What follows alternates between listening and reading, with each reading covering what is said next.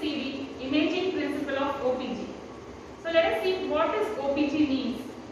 OPG means orthophantomogram. So first let us divide this orthophantomogram into 4 subdivisions. Ortho, pan, tomo, gram or graphy. So ortho, what does ortho means? To align. So what we are aligning here? Our oral cavity is a curved V-shaped or U-shaped structure. But in the image we see a straight structure. So we are aligning this U-shaped arch into a straight image. Next, pan. Pan denotes to wide. So it is a narrow arch, but we see an image is a wide image. Tomo. Tomo means in slices. Like IOGate, we don't take a single shot. In this OPG, every tooth is imaged in slices. So there are many slices which form together to form a single image. Finally, graphy or gram means to record or write. So orthophantomogram is nothing but we get an image of a maxilla and mandible and the supporting structure in a single image, a wide, straight image, and that we examine. So that is about OPG. Now let us see the imaging principle of an OPG. So for any imaging principle, we need a receptor and an X-ray source.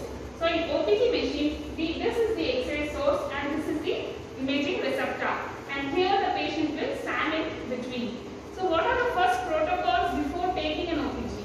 We should ask the patient to remove any kind of earring or metallic objects in his body. Next, the patient should be asked to wear a lead apron. And then we ask the patient to stand erect here so that the patient jaw is in the focal trough. So what does the focal trough means? Focal trough is a imaginary 3D dimensional layer where the jaw should be present.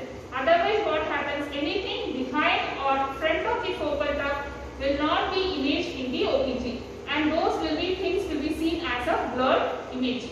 So how to position the patient so that the jaw comes in a focal trough? Let us see.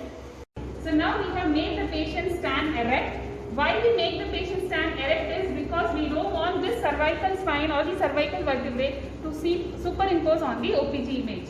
So the patient has been made stand erect. Now the patient is holding the holding device. Now we make the patient to keep the chin in the chin rest, and then we ask the patient to bite this incisal guide. In this incisal guide we have a groove, so we ask the patient to bite the incisal guide. Then we have something called a laser light. When we press this, we get a 2 lines here. One is Frankfurt plane, the other is mid-sagittal plane. So mid-sagittal plane should be in the midline. And what this Frankfurt plane means is, it is the superior surface of the external ear to the inferior orbital layer. So this Frankfurt plane should be parallel to the floor. So once we have made this arrangement, it makes sure that the jaw is in the focal trough. So now let us see the exposure parameter here. So this 2 button is to move the machine up and down. This button is the laser light, and here with this button we can change the panoramic to lateral ceph or TMJ or any sinus view. And this is for the patient's parameter. So now it is in the moderate build. So this patient is a very neurish build, so we'll keep this, and for this is thin, thick. So this also will keep it in thin. And this is for the proclination and retroclination. So this is normal for this patient, so we'll keep it in here. So next, once the laser light, everything has been done, we should switch off this laser light, and then we should press the 0 button. So once this button is pressed, the sensor will be ready. Here it is showing that a digital sensor is not ready because we have not made entry in the system.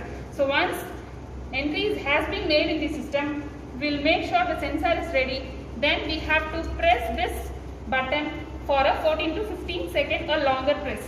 This button is called dead man switch because we need to press longer press for 14 to 15 seconds. But in this case, we do not press from here, we press it behind a lead barrier. So this is the basic imaging principle of an OPG.